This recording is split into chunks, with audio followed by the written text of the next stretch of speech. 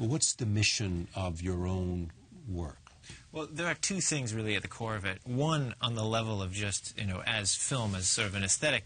I mean, when we see this war at all on television, we see it too often filmed from the noses of bombs or from drone or helicopter footage. We see the human beings on the other side of this war as little smudges of gray on like some, tracking footage.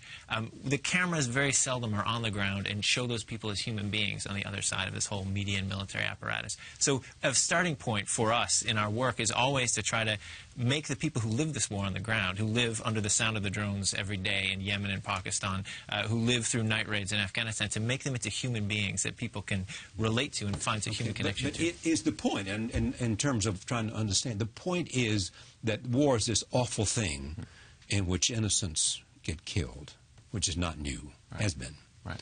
I mean, is there something new that you want to say about America and America's wars that's different from history, it's different from our earlier times, it's different from World War II? Well, there's very little new in war except technology. Exactly.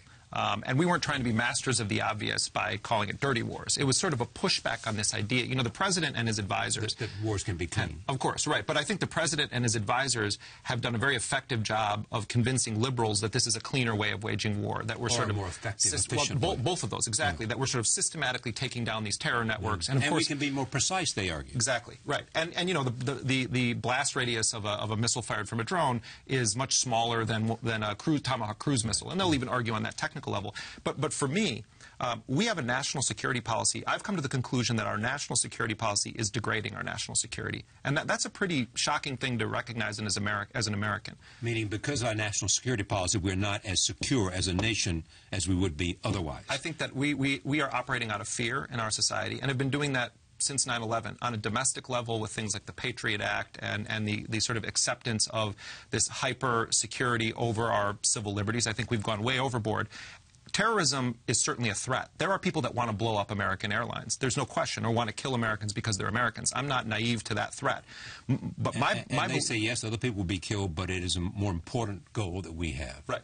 But my belief is, in pursuit of a relatively minor threat, compared to the other threats facing our society, we have gone way overboard. And I think we've hit a point where we're actually creating more new enemies than we are killing terrorists. And we're giving people an actual incentive to want to kill us that does not rely on some crazy ideology, but actual grudges.